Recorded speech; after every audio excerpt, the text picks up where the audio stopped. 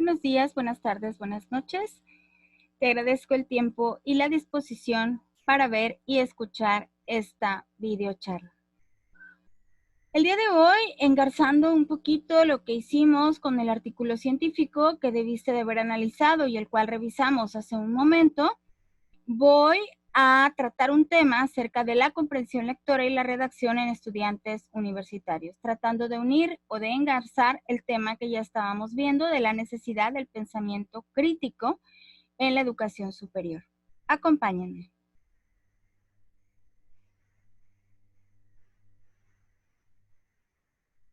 Leer consiste en la comprensión mediante símbolos, los cuales están presentados por signos. De aquí viene el tipo de analfabetismo. Muchas veces me ha tocado escuchar personas que para ofender o despreciar a otros les dicen que son analfabetas. Hay que tener mucho cuidado porque nosotros podemos ser analfabetas también. Hay diferentes tipos de analfabetismo. Analfabetismo total es aquel que consiste en la carencia de preparación, o sea, los que no saben leer ni escribir. Analfabetismo funcional consiste en la pérdida de la destreza de lectura previamente adquirida. Y muchos de nosotros pues somos analfabetos funcionales. ¿Por qué? Porque hemos ido perdiendo esa destreza, ya no leemos igual o como diría un niño de corridito, ni mucho menos. Si hablamos en otros ámbitos, hay analfabetos emocionales, aquellos que no tienen inteligencia emocional. Hay analfabetos digitales, aquellos que no entienden de la tecnología. Entonces, hay diferentes tipos de analfabetismo. Sigamos.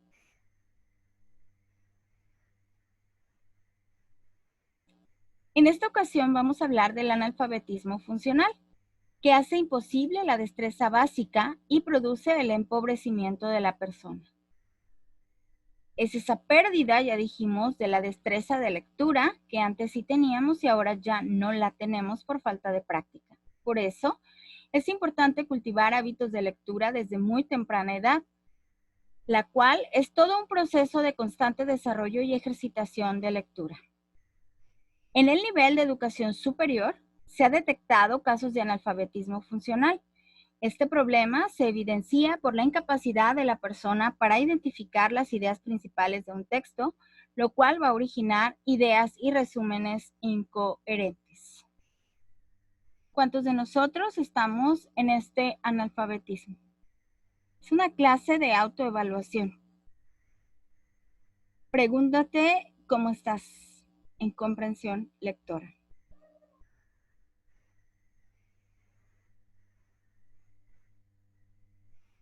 La comprensión oral y la comprensión escrita. La comprensión oral depende de la percepción de los sonidos y del conocimiento del idioma. En el principio de integración se hace posible la combinación de fonemas y morfemas. Esa es la comprensión oral, la que empezábamos nosotros a hacer cuando éramos unos niños, ¿no? Primero con el sonido de las letras, luego con el sonido de las vocales y uniéndolas, pues, ¿qué sílabas se formaban? Y a su vez, uniéndolas con otras sílabas, pues qué palabras podíamos formar y cómo sonaban esas palabras. Es lógico que a una persona de educación superior no se le vaya a enseñar a leer o a escribir. Se supone que eso ya lo domina. Pero los datos de distintas investigaciones nos demuestran lo contrario. Hay dificultad para leer y hay dificultad para comprender lo que se lee.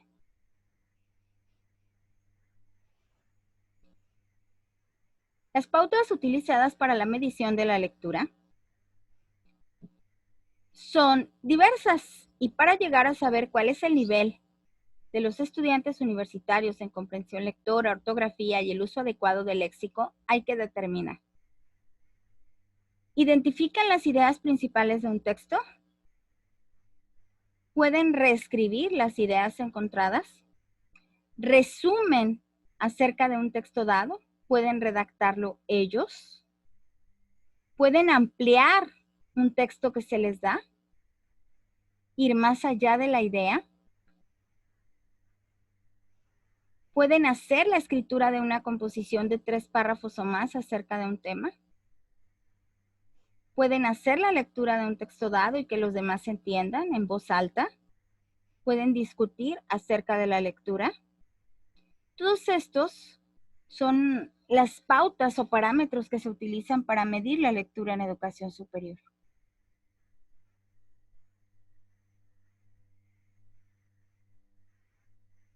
Las dificultades de los estudiantes universitarios a lo largo de estos años se ha detectado que son las siguientes.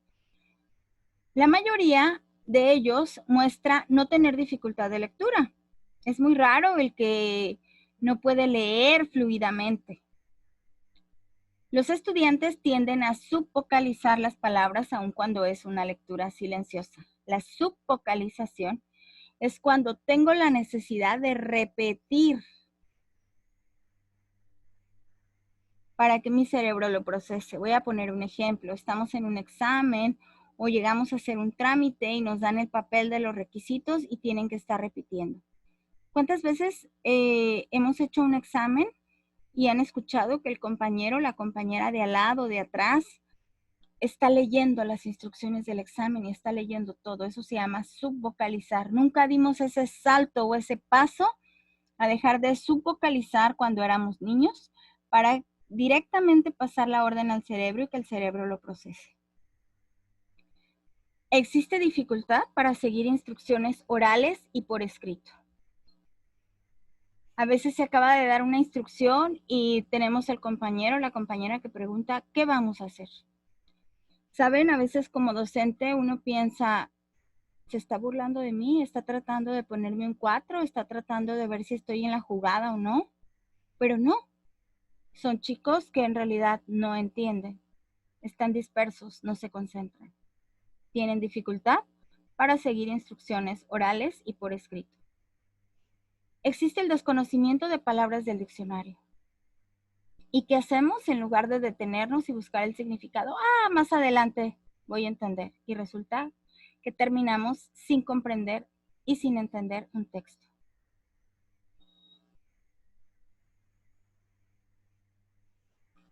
¿Cuáles son esas estrategias para mejorar las destrezas de redacción? Pues tenemos que seleccionar el material de lectura, disponer como mínimo de 15 a 20 minutos diarios para dedicarlos a la lectura. Disponer de un lápiz, preferiblemente que sea bicolor. Ubicar la idea principal de cada párrafo. Subrayar las palabras nuevas o cuyo significado desconocemos. Pues ¿para qué? Para buscarlas en un diccionario. Determinar la intención del autor y el estilo a utilizar. ¿Qué estilo está utilizando? ¿Habla en primera persona? ¿Habla en tercera persona? Separar las palabras que son objeto de duda. Buscar el significado y anotarlo. ¿Cuántas veces lo hacemos? ¿Seguimos algunas de estas estrategias? ¿Cuántas? ¿Ninguna? ¿Por qué?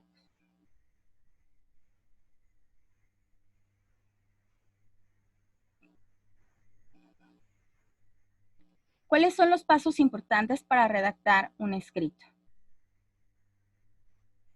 Primero, planificación de la redacción. Recomendamos establecer un plan que involucre el tema sobre el cual se escribirá.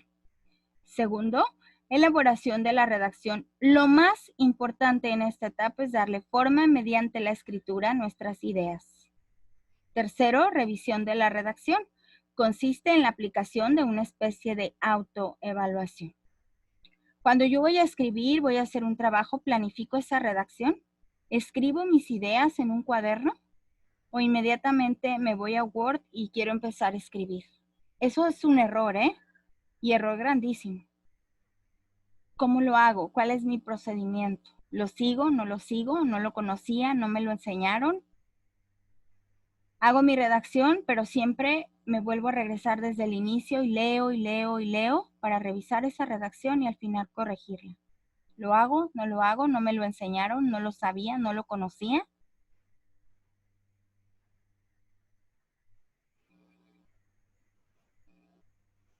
Los errores más comunes en la redacción son indefinición de un plan de trabajo.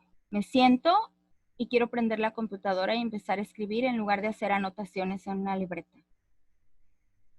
No tengo la información requerida, carezco de esa información, pero aún así me quiero poner a hacer las cosas. Primero tengo que buscar y que leer. Incorrecciones idiomáticas. Utilizo expresiones que no son correctas.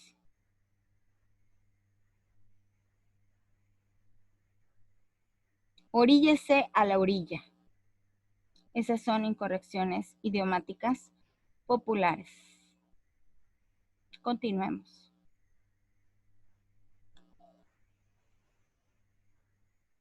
¿Cuáles son las actividades para mejorar mi lectura?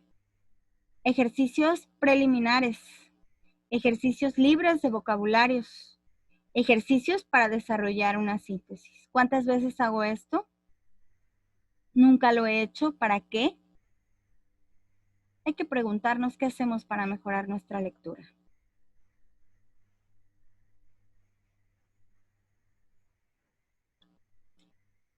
Los problemas de redacción en los estudiantes universitarios, pues son consecuencia de que no tenemos hábito de lectura, obviamente, pero vamos a ver cuáles son esos problemas. Incoherencia fraseológica vinculada con errores en el orden sintáctico.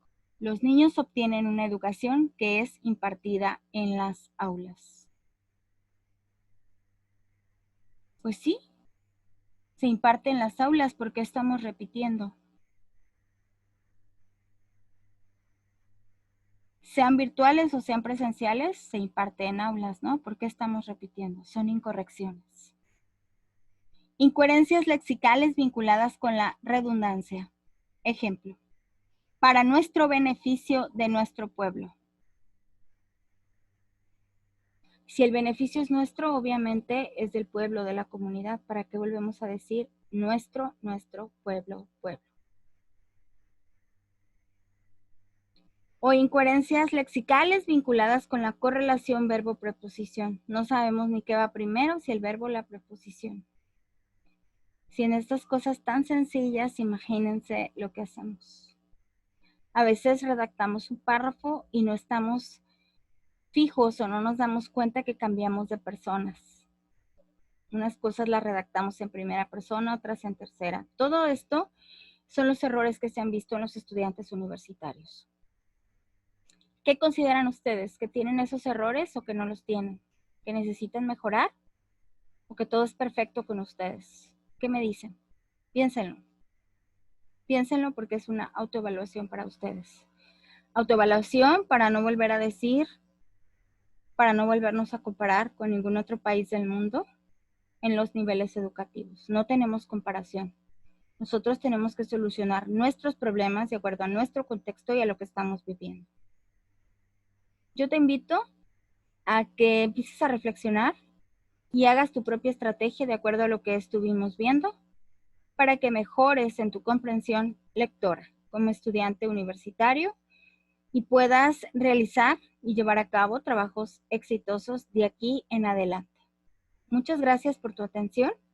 Doctora María del Carmen Asensio Mercado.